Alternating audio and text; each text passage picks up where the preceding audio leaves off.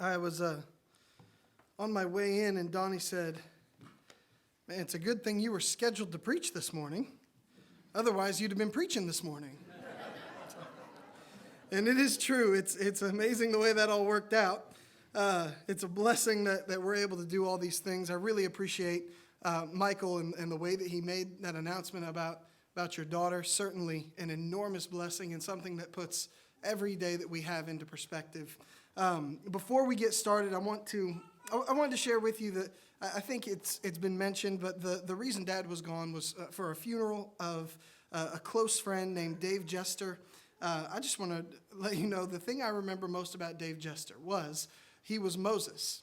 Not literally, he wasn't, always Moses. People didn't call him that all the time, but every year for VBS, without fail, he was Moses. He had a big white beard and a big bright smile, and he was a worker in the kingdom and will be dearly missed on this earth, but certainly is having a reward and a time much better than we are now.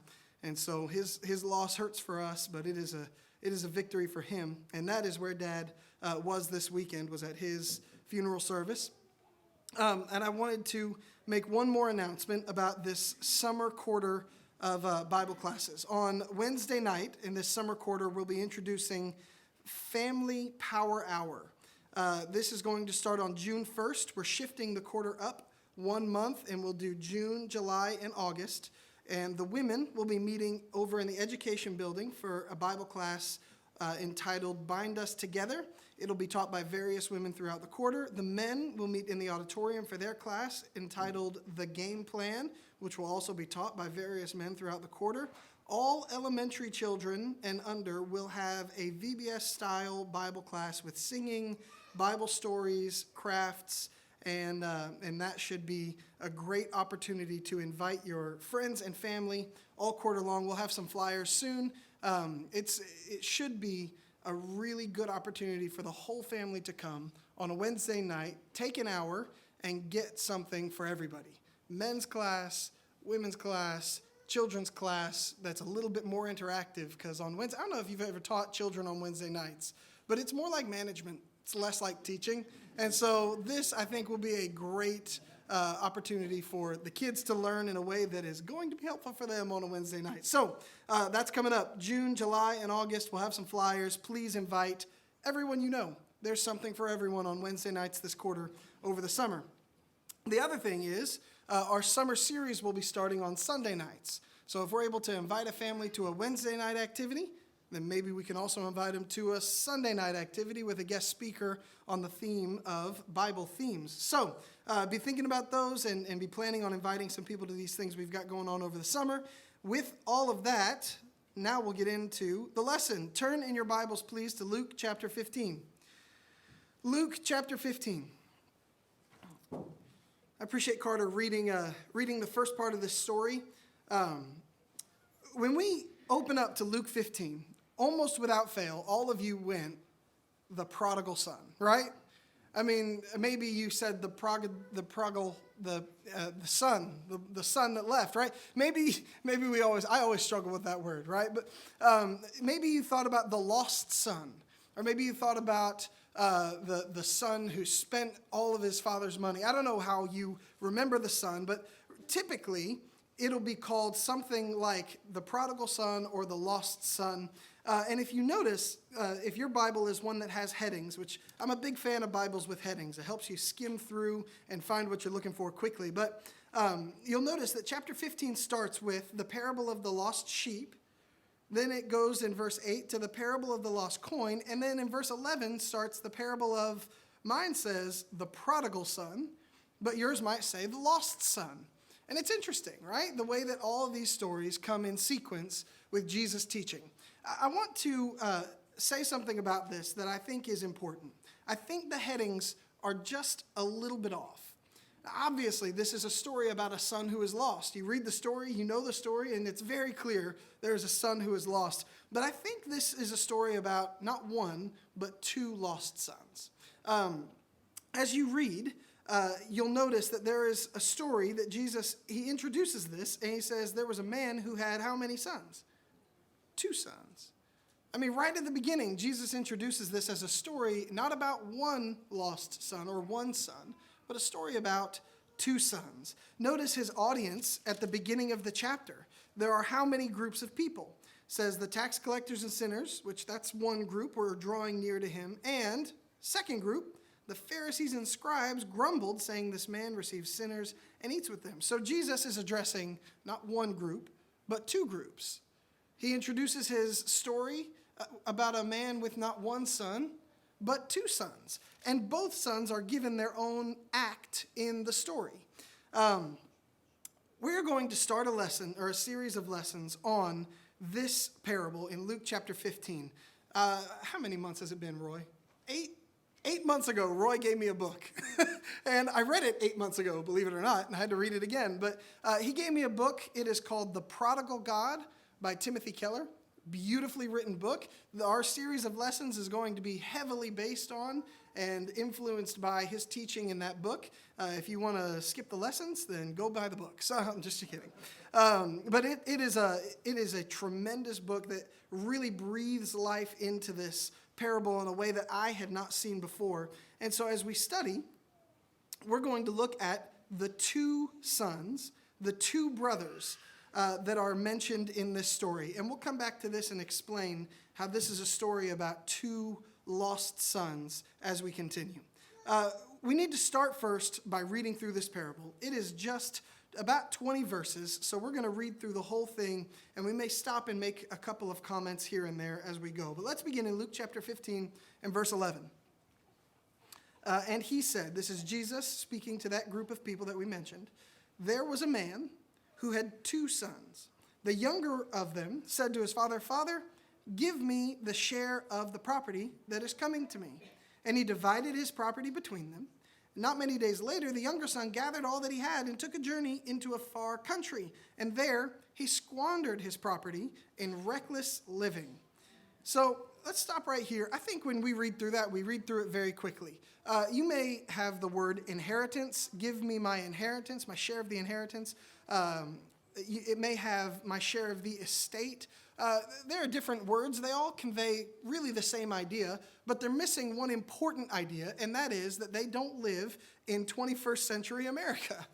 And so when you get a share of an estate, that's not a chunk of the bank account, right? That's not a portion of my retirement fund. That is likely land and animals.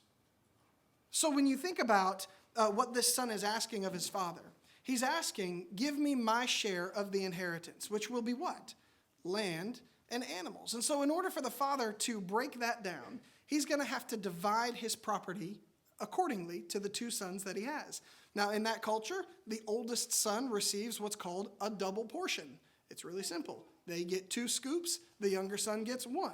So 66% goes to the older, 33% goes to the younger. And as the father is dividing up his property, his estate, he's dividing up his land. He's dividing up his livestock. And then he has to, in order to give all of this to his son, liquidate those assets, sell the... Do you think about the process of buying a house? I've heard it's the most stressful thing in the world, right? So think about having to go through that process because your son came to you and was like, I know you're not dead yet, but could I have what's coming? And then you have to go manage selling your property, liquidating your assets, and giving your younger son his portion of the inheritance. This is unbelievably disrespectful. Not only is the younger son coming to him and saying, give me what is mine when you're dead, what he's telling his father is, I want your stuff, not you. And so this younger son comes to him, disrespects his father in an enormous way, in a way is honestly unprecedented in our culture, I believe. And he has his father, and his father does what his son asks and divides up his land, liquidates the 33% of his assets, gives it to his son. He's just diminished his father's ability to grow food and grow, do you grow cattle? I don't know, grow livestock? I don't know. He's diminished his father's wealth considerably. And he takes that money and he leaves. All right, it says, let's pick up. at the end of verse 13, he spent his property on reckless living. Verse 14, and when he had spent everything, a severe famine arose in that country, and he began to be in need. Now, this is side point. It's interesting that he wasn't in need until the famine came. I think that's an interesting point. We read through this and we think, well, he just ran out of money in the bank account, but it notes specifically, Jesus specifically notes that the famine happened and then he became in need. So I don't know exactly the lesson we need to learn from that, but I'm sure there are a number of them. Verse 15. So he went and hired himself out to one of the citizens of that country, who sent him into his fields to feed the pigs. And he was longing to be fed with the pods that the pigs ate, and no one gave him anything. So now we've talked about the inheritance that he squandered, the utter disrespect for his father that he demonstrated, and now, and I'm sure you've heard this mentioned before, he is feeding pigs. In a Jewish culture, in a Jewish society, pigs are unclean animals. And they're not just kind of unclean, like they are the symbol of all unclean animals. When you think unclean animal, you think pigs and other stuff like pigs, right? And so him to be feeding the pigs is a job that would put him in as disrespected a state as he did to his father. And then the desire, he's starving. He's so hungry that he wants to eat the things that the pigs eat. Now, some of you know that I like to barbecue. I like to smoke meat. Well, a buddy of mine used to kind of raise pigs. If someone had a pig on their land up in Durant, they'd catch it and they'd send it to my friend Jared. And Jared had a pen that he made out of pallets. It's a pallet pen. And he would feed his pigs. He would feed these wild hogs. He'd feed them out so that they had some not wild food in them for about 6 to 10 months, right? And kind of cleanse the pig, and then we'd eat it after some other stuff. It was a process. But so what he did is he was the college minister at Durant. And on Monday nights, we had college Devo regularly. What he started doing when he would get a pig, you knew he had a pig when the bucket came out, right? Don't throw your food in the trash. Throw your food in the bucket.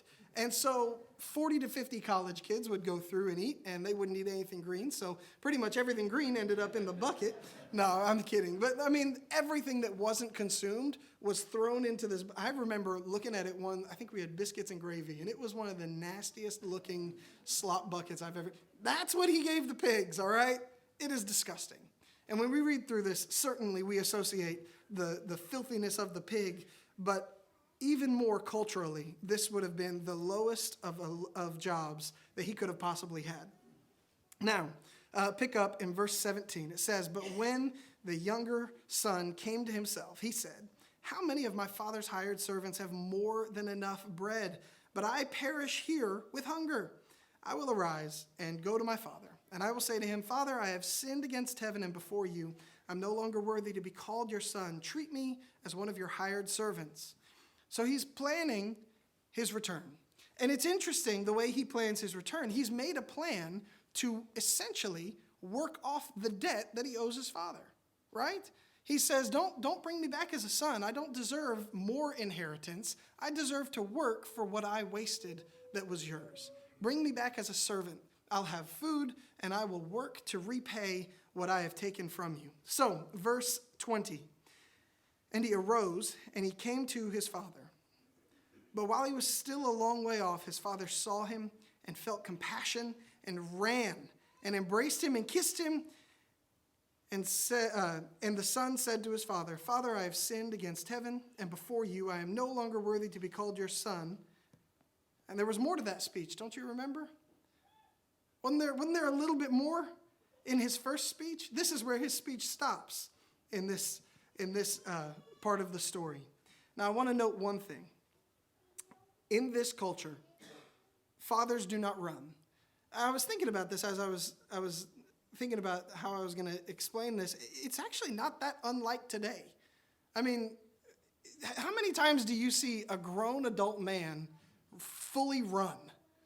For real, it does not happen much, especially out of context, like just out in the wilderness. I don't know, like in the wild. Like you don't see full-grown men just taking off and sprinting very often. I'll say this, and I'm not trying to pick on Jim, but I saw Jim playing soccer with the kids, and you know what I thought? Huh, I didn't know Jim could move like that. That was my exact thought, all right? Listen, it's just not common, right? It's nothing wrong with it in our culture. In this culture, it was not only not common, it was seen as childish. It was seen as embarrassing. If a grown man was to run and do something, that would have been embarrassing. They wouldn't have done that. It would have lacked decorum. How about that? And so to see this father, patriarch of the family, run towards his son, he didn't care. He didn't care. He didn't care that it was embarrassing. He didn't care that it was culturally unacceptable. He was going after his son as he saw his son a long way off. And as the son is giving his speech, you notice it stops. He cuts him off. And then in verse 22, in the middle of the speech, I'm no longer worthy to be called your son. And he cuts him off. The father said to his servant, you can almost hear him trying to finish the speech. No, wait, Dad, I had more. I was going to tell. His dad cuts him off. But the father said to his servants, bring quickly the best robe and put it on him, and put a ring on his hand and put shoes on his feet, and bring the fattened calf and kill it, and let us eat and celebrate. For my son was dead and is alive again. He was lost and is found. And they began to celebrate. So a couple of things here. I heard in the book, Timothy Keller mentions that the best robe would have likely been the father's robe. It's most likely that the best robe in the home belonged to the patriarch of the home. And so as this son returns home, he is now clothed in whose clothing? The father's. He has a ring on his finger. What does that symbolize? His position in the family. He has shoes placed on his feet and a fattened calf. You know, this was no ordinary calf, all right? This was the special fattened calf. There's two things about this that are significant. One, it's a calf, which means that that animal had a lot more production in its life left, right? Whether that was plowing fields or treading grain or a number of different things that these livestock would have been used for. It would have been beneficial to keep that animal alive until it was old, and then you kill it and use its body for the things that it's able to be used for. Its skin for clothing or bedding. You use its hide. You would use its bones. You would use its meat, obviously. And so killing a calf is incredibly luxurious. The fattened calf would have been the best, the choicest animal in the whole herd. And he kills this calf upon the return of his son. He describes his son in verse 24 as dead. Culturally speaking, that is accurate. You could say his son was canceled. That might be how we'd say it today, right? I mean, socially outcast, cut off from the family, cut off from the society, an embarrassment to talk about wrong in many, many ways, right? That I'm not saying canceled is right. I'm saying that's the equivalent, okay? And so this is the position his son was in as he returns home. He says, my son was dead, but he is now alive. And he's alive because of what the father chose to do, not what the son chose to do. The father put the robe on him, put the ring on his finger, and celebrated his return. The father was the one that made him alive again, not the son's return. And so they celebrate and they have a feast, a party, if you will, to celebrate this son's return. Verse 25 says, now his older son was in the field. Remember, this is a parable about two sons, not one, two lost sons. Now his older son was in the field, and as he came and drew near to the house, he heard music and dancing. And he called one of the servants and asked what these things mean. And the servant said to him, your brother has come, and your father has killed the fattened calf, because he has received him back safe and sound. But the older son was angry and refused to go in. His father came out and entreated him. But he answered his father, look, these many years I've served you, and I never disobeyed your command, yet you never gave me a young goat that I might celebrate with my friends. Now, a couple of things. As this older son sees the party and the dancing in the distance, he's thinking, what on earth is that about? So he calls a servant, he finds out what's going on, and it says that he was angry about it. He wasn't happy about it. He wasn't relieved. He wasn't at least interested. Really, what was that conversation? Like, he is angry. That's his first response. He's mad. And so, as he sees the party in the distance, what is his choice? I'm going to go talk to my dad. No, he pouts like a baby. He sits outside. Have you seen this happen? I can't think of an exact example right now off the top of my head, but he's sitting outside the party. You can almost see him sitting under a tree over here while everyone over here is dancing. He's off, and in a movie, you would see the scene, right? You would hear the music in the background, and you'd see the father walk out. He's sitting over here, upset, angry, stewing, refusing to go into the party. Now, do you think that is culturally appropriate or not? His father is hosting a feast, and he's invited everyone to come join in this celebration. And your son, this is the equivalent. The preacher comes to church, and he's preaching a lesson about raising your children faithfully. And his children aren't at church. They sit in the car because they had a fight on the way to church, right? That's the kind of equivalent here. You've got a son who is not happy that his brother is home and refuses to come in to where the father is celebrating. He's pouting. It was described as casting a vote of no confidence in his father. He was refusing to come into the party. This is as disgraceful as what happened in the beginning with the younger son. And then how he addresses his father, he says in verse 29, "Look, these many years." Now, look and father don't look the same to me. Right? In the beginning, the younger son says, "Father, give me the share of the property," right? But here in verse 29, the older son says, "Look, hey, you."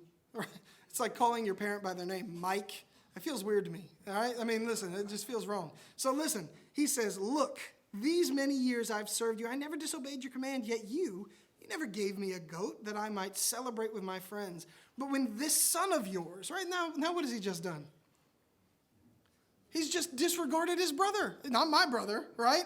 It's like when the one parent says to the other, "Hey, your daughter," right? You're like, "That's not my kid. She's acting just like you," right? So listen, this son of yours is not my brother.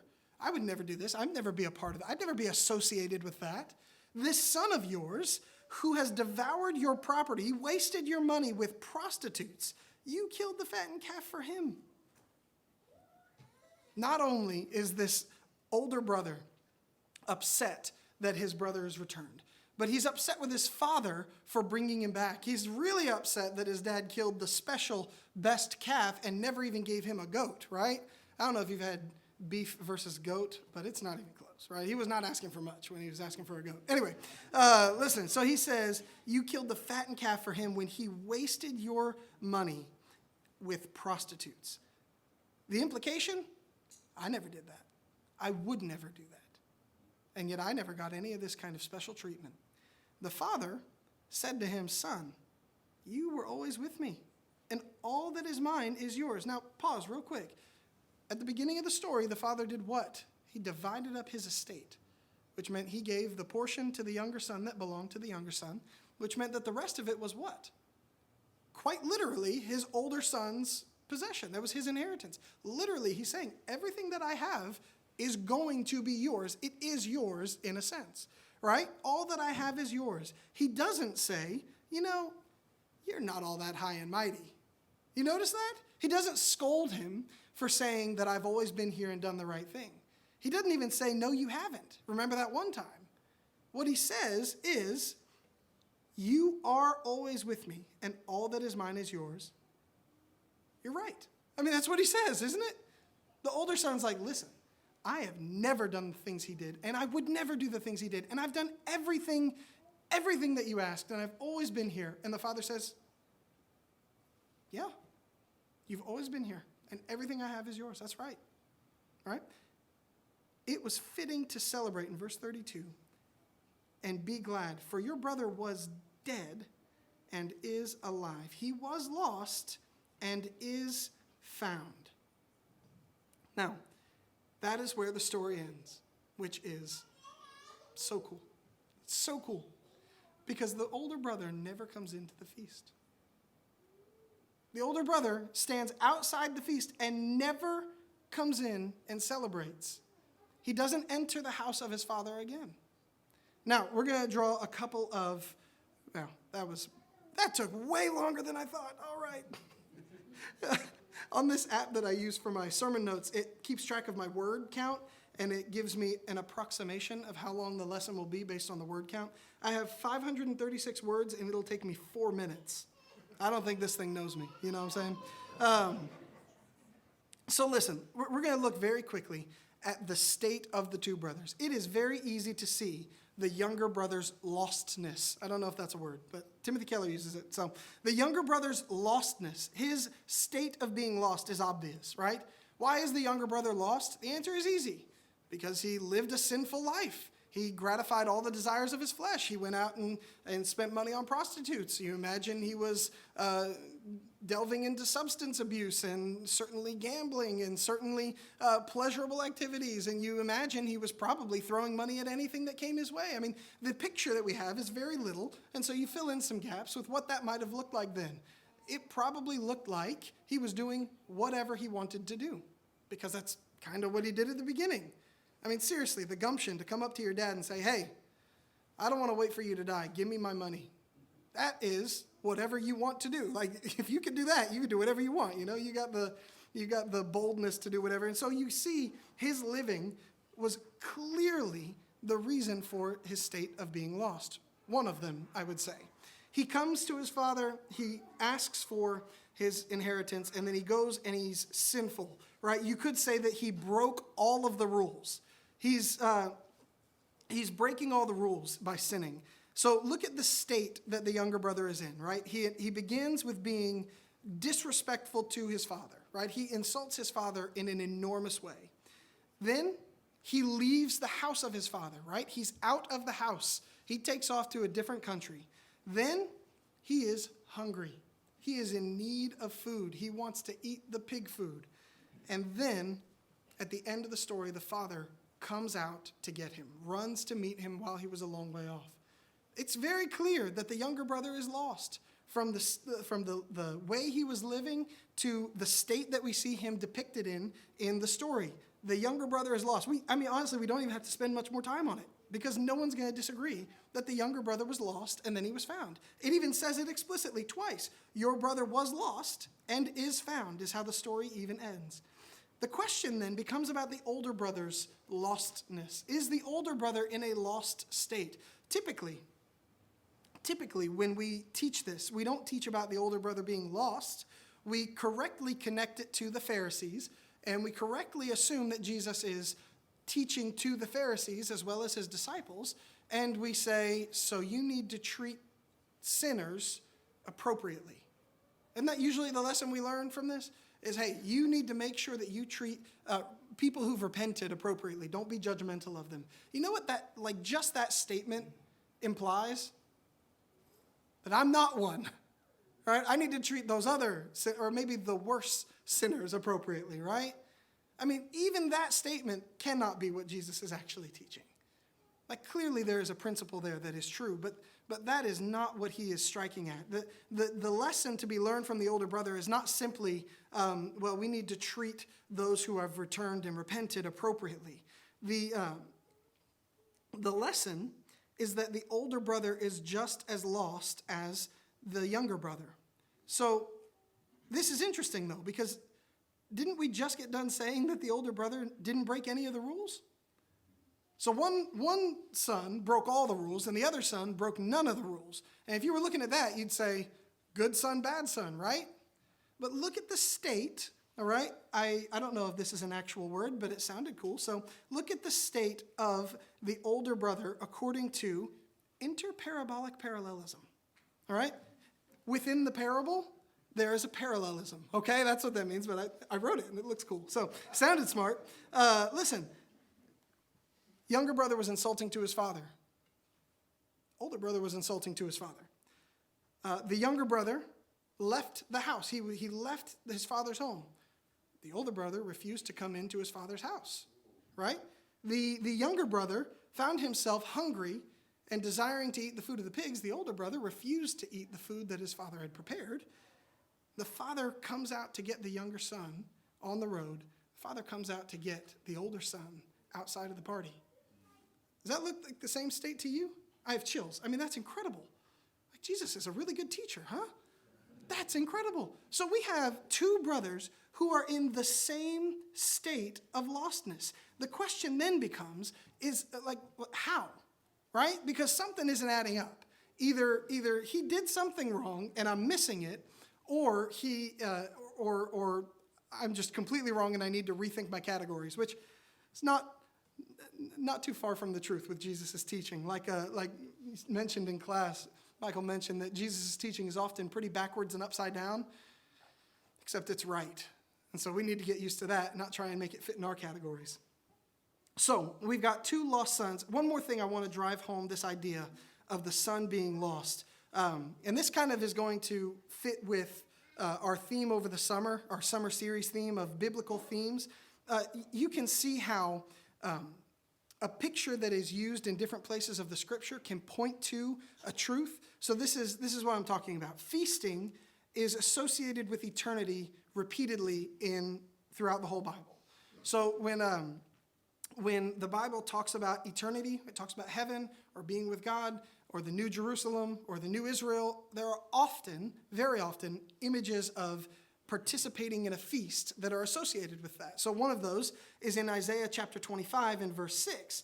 And this is Isaiah talking about the mountain of the Lord. On this mountain, the Lord of hosts will make for all peoples a feast of rich food, a feast of well-aged wine, of rich food full of marrow, of aged wine well refined.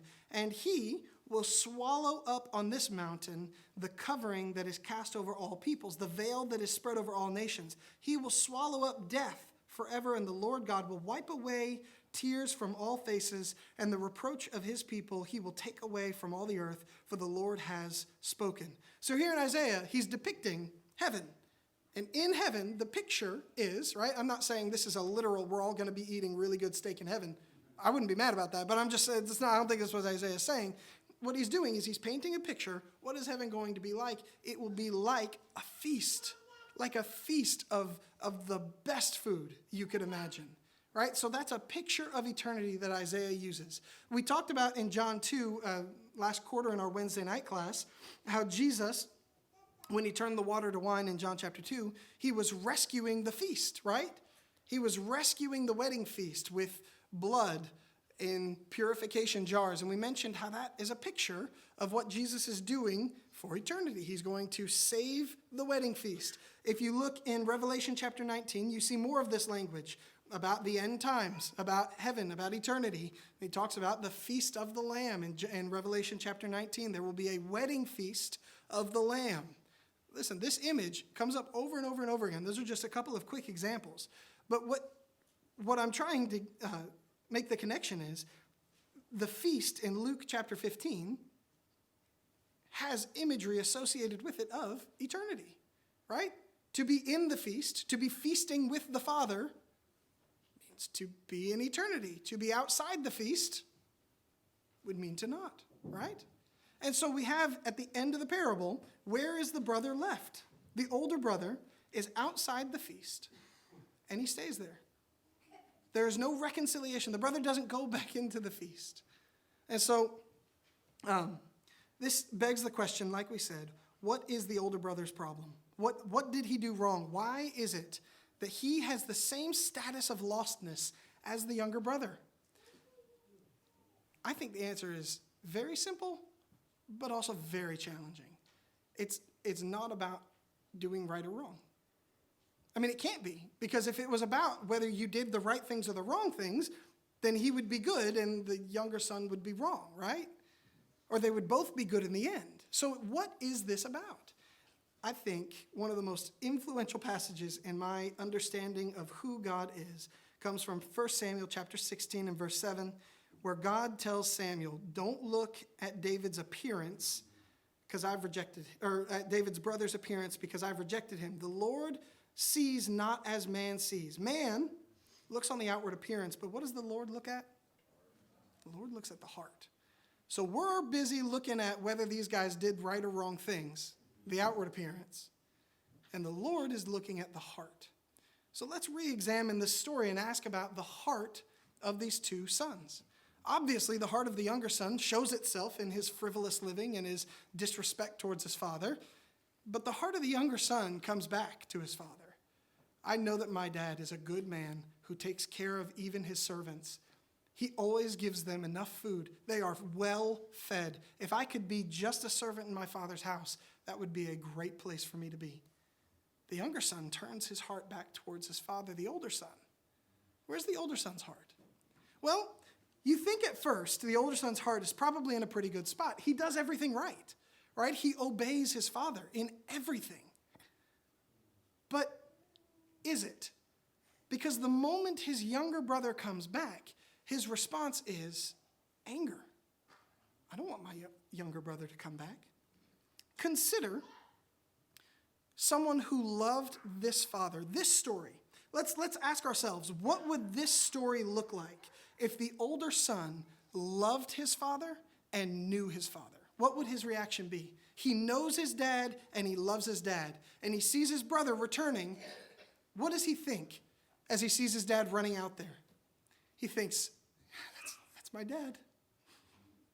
Yep, that's him. I know that. I know that man. I've known him my whole life. Of course, that's how he's going to respond when my brother comes back.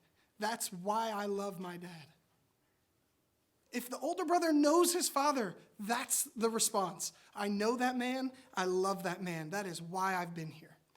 But what we see instead is that the older brother is just as concerned with his inheritance as the younger brother was. What's his first complaint? You never gave me an animal, and this younger son of yours devoured your property. He wasted your money. He wasted the inheritance, and now there's less for me.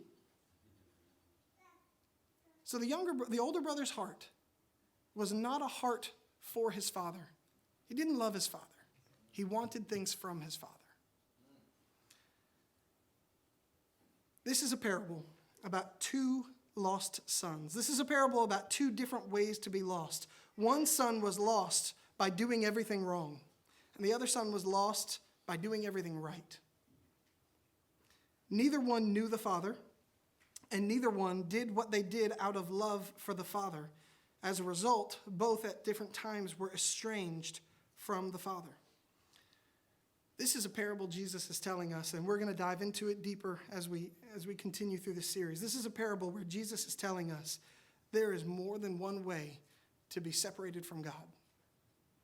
There is more than one way to do the wrong things. Sin is not just breaking the rules. There is more to this. It is a deeper issue than just doing the right or the wrong thing. This is a heart issue. It's interesting how abstract that feels, and yet how unbelievably essential it is to understanding what God wants from his people. So that's what we're going to look at as we continue. But today, one very simple message to ring in your ear. This is a parable about two ways to be lost. And in both instances, the father comes out to meet the lost son and to bring them home. If that's all you get out of the parable, you've gotten it. You've gotten a beautiful story about a father who loves his children in a way that accepts disrespect, that allows for freedom of choice, and that is begging and working to bring his children back home to him. That's the message of the gospel.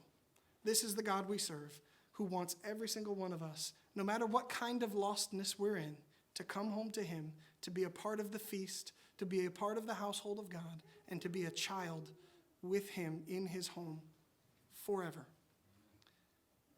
If you are not a child of God, you're outside the feast. If you are struggling with sin, you're outside the feast. And no matter what your state, if you read God's word and do what it says, and you trust that he's going to do what he says, he'll bring you back into this feast, back into the celebration forever. This morning we offer the invitation to take care of any of those needs that were just mentioned, or to have prayer of the church offered on our behalf, or whatever you have need of. You can come forward while we stand and sing and let us know.